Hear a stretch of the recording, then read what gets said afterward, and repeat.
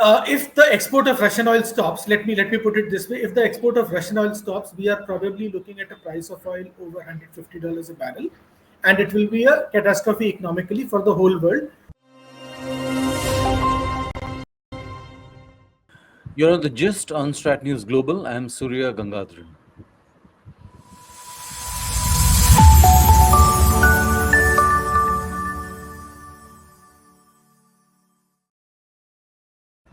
Our focus is on energy in this edition of the Gist, and I have with me our expert Amit Bhandari of Gateway House, a well-known think tank in Mumbai, and Amit himself is a specialist on energy issues. So, Amit, welcome. Glad to have you.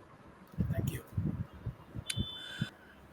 Amit, what is your reading of the impact Donald Trump is having on the international oil markets? Well, Surya, if we look at the price of oil, it has not really moved at all in the last week or so. The price of key benchmarks like Brent continues to be below $70 a barrel. So that tells us that the threat Trump has made about stopping oil exports from Russia doesn't seem to be credible, at least with the markets. Russia is the second largest exporter of oil in the world after Saudi Arabia. If you take Russian oil out of the market, you are looking at an oil shock which is probably as bad as anything that happened in the 1970s. So, Mhm. if Russian oil export were to suddenly stop or reduce massively, we would immediately get to see it in prices. That has not happened. Mhm. His continued tirades against countries buying sanctioned Russian oil, is that having an impact? Are people turning away? What do you see? So what really happened, and we have to look at, if we look at, let's say, the last 3 years since the beginning of the whole war in Ukraine, when the war started in Ukraine, European countries cut down their purchases of Russian crude oil. Yeah. But it is not that they have stopped consuming crude oil. These countries are buying crude oil from other places, including West Asia. So they have essentially pushed out buyers of West Asian crude from that market. And if you are a buyer of West Asian crude, you have to buy, you still need your oil, so you buy it from somewhere else. So Mhm. what these sanctions really meant was that instead of supplier A supplying to customer B, the pockets have shifted a little bit, but the flows are pretty much the same. Mhm. So I mean, whenever we hear about sanctions now, it is more of the same, I would say. Mhm. So there is no way he can stop the flow of Russian oil, nor its export. If the export of Russian oil stops, let me put it this way: if the export of Russian oil stops, we are probably looking at a price of oil over $150 a barrel, and it will be a catastrophe economically for the whole world, not just Mhm. for countries like India, which buy a large amount of oil. Because when the price of oil goes up, it goes up for everyone. It is not that American consumers will pay less because oil is produced in America. American Mhm. oil companies will also, it is a market driven price. So American consumers will also pay the equivalent of $150 a barrel. I would find that position very hard to visualize. I would find that scenario extremely hard to visualize. I won't say it Mhm. is impossible, but that's what I can say. So the pain will be shared. It won't be just on us. It will be for everyone because it's a globally traded commodity. It is traded on exchanges all over the world. If the price goes up, it goes up for everyone all over the world. So even Mhm. during the 1970s, when at that time the US used to import a very small part of its oil requirements, but the shock hit American consumers especially hard, and many Yeah. of the gas guzzlers went out of production because of that. So this price cap that he has put, $60 or something a barrel. How does that work? So I think the broad sense is that Russians can sell their oil because not selling that oil will be disruptive, Yeah. but they cannot get more than say $60 a barrel for their oil. So Mhm. that's as long as they are getting paid less than $60 a barrel, it is kosher. Mhm. And how do the other producers compare? Say our Gulf states and all. So the thing is that the price of benchmark, which is Brent, which is a major benchmark, that's about $68 or $69 right now. So a price cap of 60 is not very far removed from this number anyway. Brent is one of the more expensive crudes because it's a light crude. It is preferred by refiners. So Mhm. most crudes will be maybe a few dollars a barrel lower than Brent.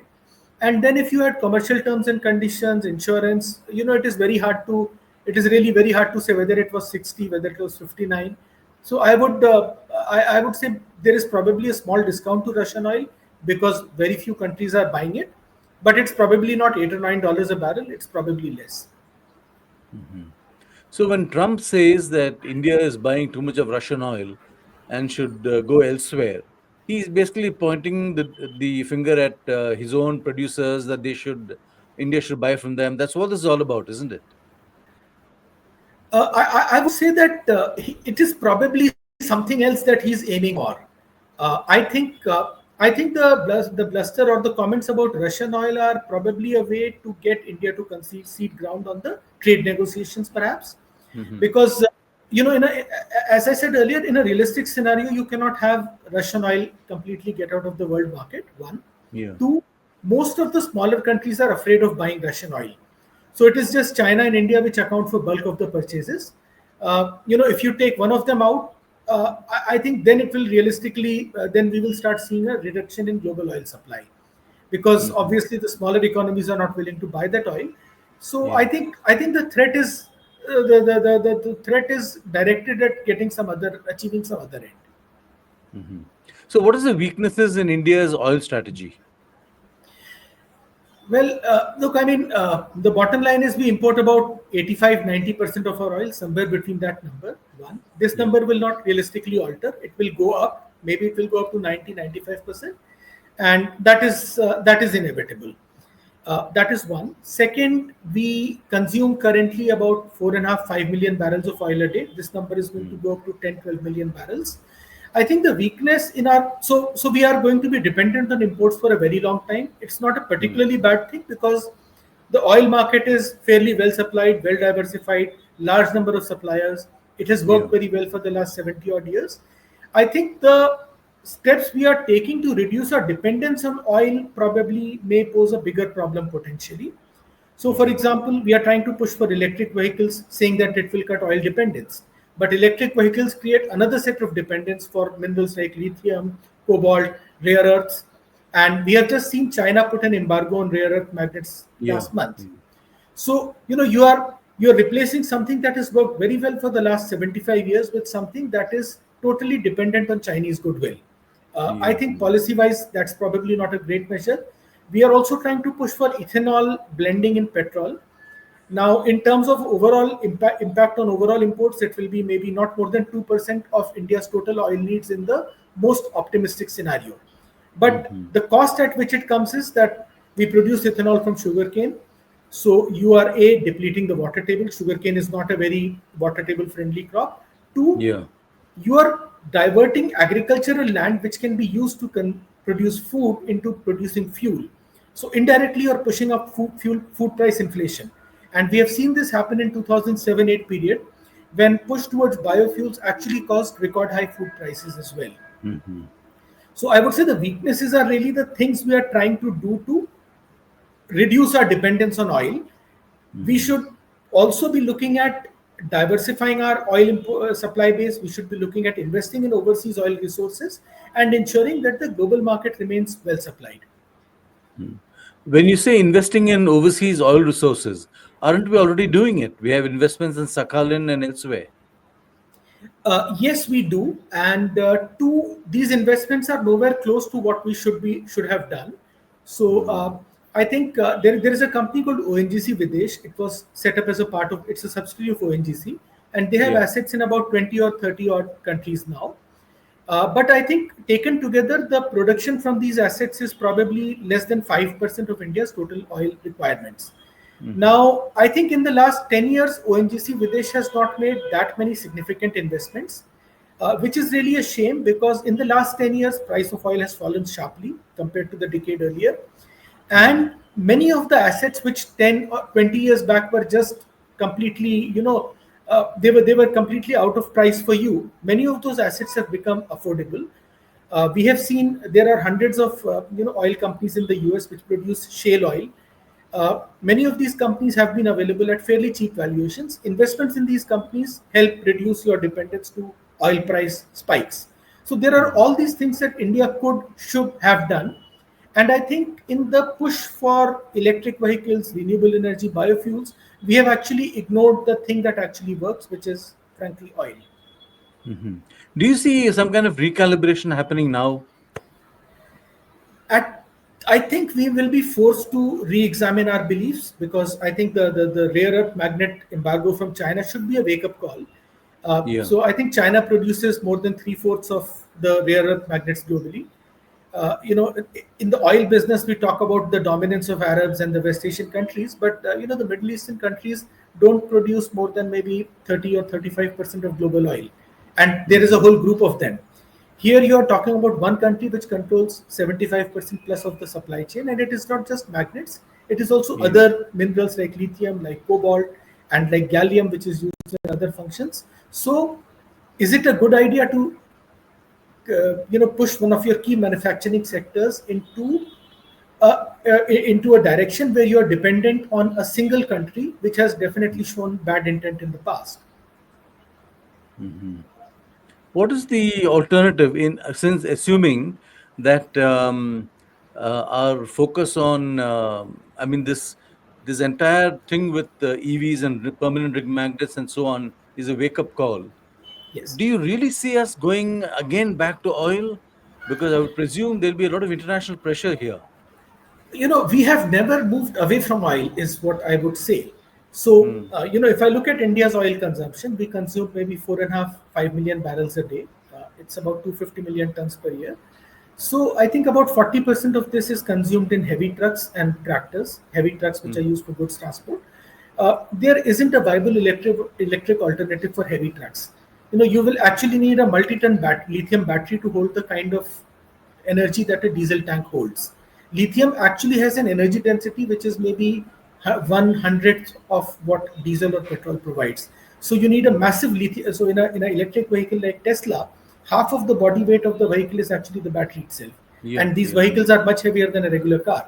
So you are talking about a truck lugging around tons and tons of lithium just so that it can carry a load similar to a regular diesel truck. So you'll be wasting more energy in carrying that lithium around. So that is one. Even in automobiles, I think in cars, EVs have maybe a market share of less than 5% in India. In Yeah. two wheelers, the number of EVs is larger, but two wheelers are so about 12% or 15% of India's oil is consumed as petrol. Of that 15%, a small fraction will be two wheelers. I think cars will be a bigger consumer. And within two wheelers, I think there is a certain number, maybe 10%, less than 10%, which is electric. And these are in general low performance vehicles, not things exactly that you can take out on the road. There have been Yeah. teething troubles as well. So, in the best case scenario, you are looking at replacing a fraction of your petrol demand by going electric.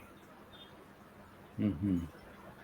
What do we do? I mean, what is the alternative? I mean, how do we work So, this? I would say that dependence on oil is not particularly a bad thing, and I'll Yeah. explain why.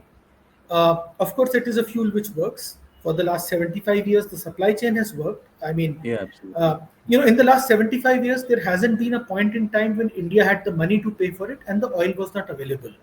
Yeah. Now, in 1991, when the price of oil went up to $40 from 20 because of the first Gulf War, that is when, that is what really forced us out of our economic isolation and, Mm. from the socialist policies we used to follow.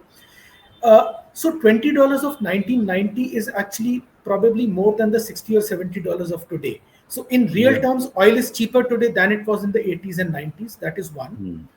Two, Hmm. many of the Western countries. So if I go back to 1960s and 70s, India's oil consumption was less than that of maybe a European country like Belgium or Netherlands.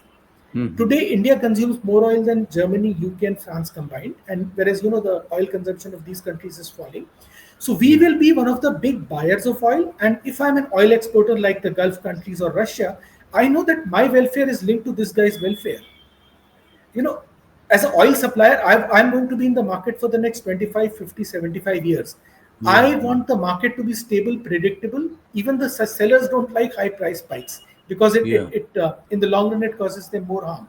So I would say that as of now, while we should continue exploring alternatives, we should not be in a rush to adopt them unless they have been proven technologically feasible. One of the promising options is green hydrogen, but again at a very early stage. It's probably more nascent than even electric vehicles. But hydrogen can store far more energy than lithium. It's actually Hmm. at par with petrol in terms of energy density. So I Hmm. think a number of European countries have fairly advanced green hydrogen programs. India's green hydrogen program is at a fairly nascent stage. That is one area we should definitely look at. Hmm. Do you see, say, on the question of EVs, did we even think through the supply chain issues and so on when opting to push this technology? My sense is we did not, because the magnet issue kind of shows exactly what the Yeah, problem is.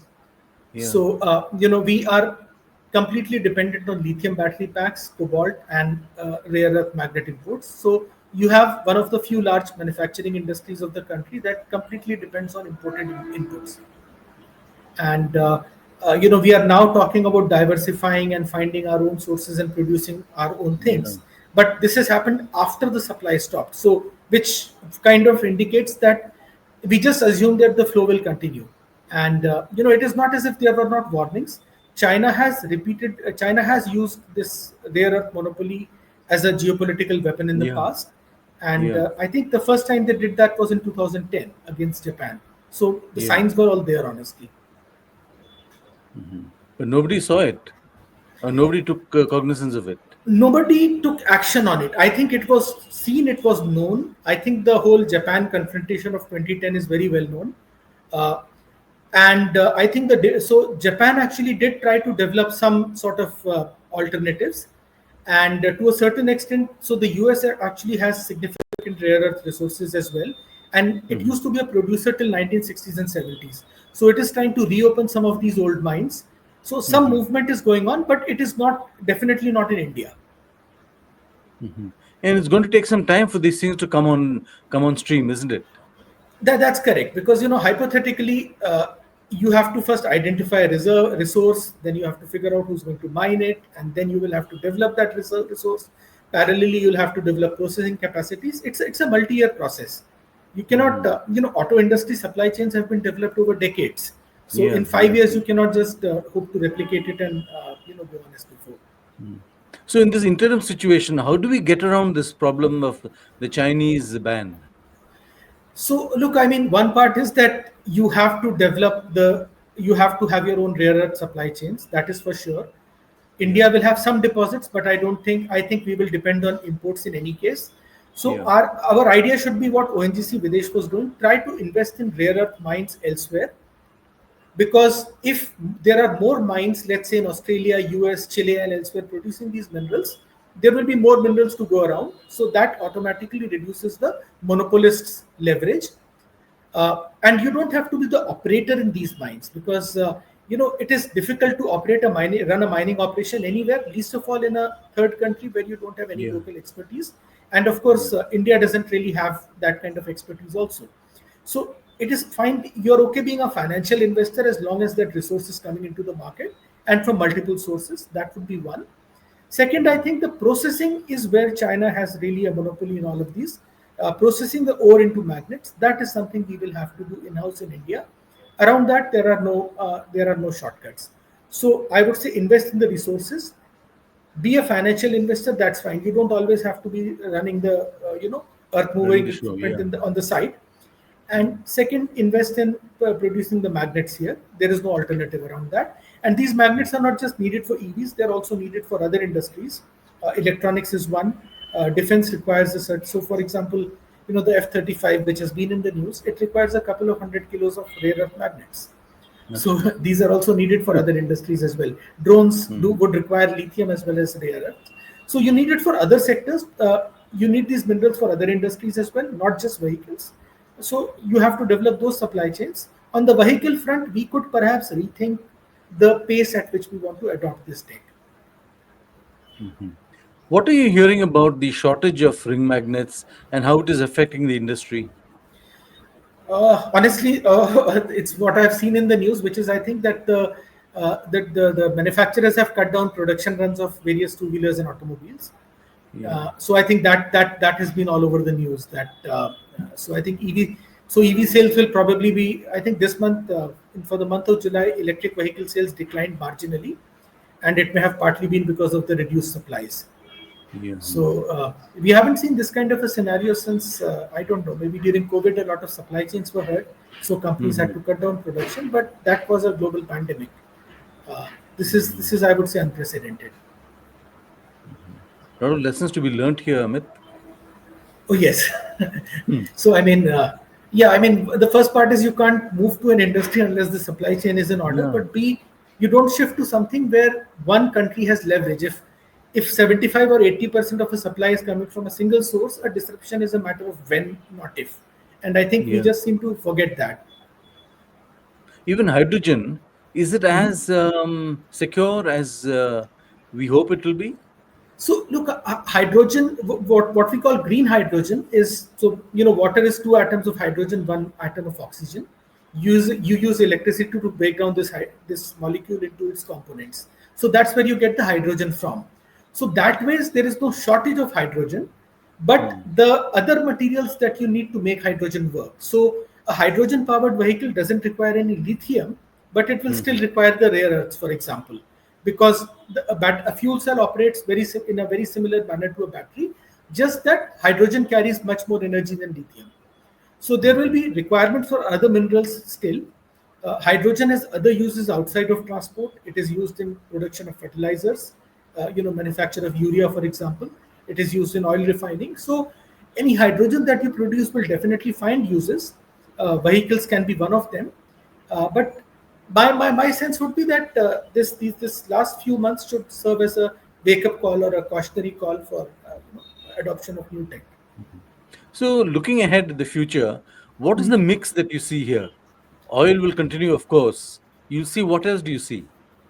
So look, I would say oil will continue to dominate transport for maybe Yeah. the next 15 to 20 years. I think the options which are being peddled are suboptimal. The Hmm. two-wheelers that we see in the market, in terms of performance, they are a fraction of uh, what the Hmm. oil-driven vehicles provide. Yeah. So the we will see electric vehicles as a niche probably. So for example, if I'm a startup in logistics sector, saying that I'm electric helps me, it makes it easier for me to raise capital. So those kind of niches will have EVs. Areas where performance is not that critical will definitely have EVs. So low speed city bikes, the kind that we see deliveries personnel Yeah. using. Yeah. Those kind of things, they may become more electric. In higher performance, I think it will be difficult to go electric, but Hmm. obviously some of it is going to happen.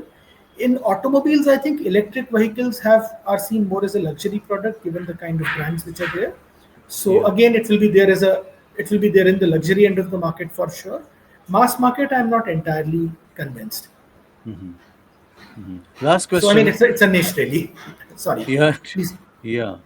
So, last question. Um, in all this churn that you're seeing, any one country that you see emerging as, do you see us even emerging as some kind of a technology developer rather than trying to catch up with somebody else?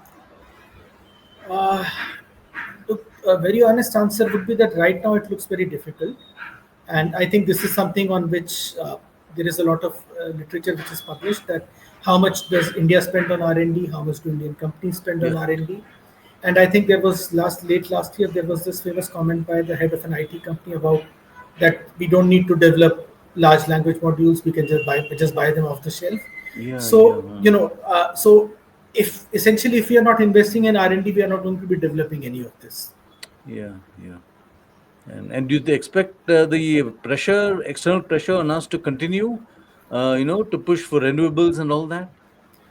I think there is the pressure, the greed pressure is partly going to ease off, is my sense. Hmm. Uh, so I think one part is that one good thing about Mr. Trump has been that he has called out renewable energy as wasteful, and I think Yeah. at this point of time he's quite right on that. Hmm. So we see that many of the global oil companies had started pitching themselves as non-oil. British Hmm. Petroleum had rebranded itself as Beyond Petroleum at one time. Yeah. So you see a lot of that kind of signaling has reduced or stopped entirely. And I think that's a sign that oil companies are investing in oil again rather than in, pardon the expression, virtue signaling. So I think that's a sign that the pendulum is swinging the other way right now.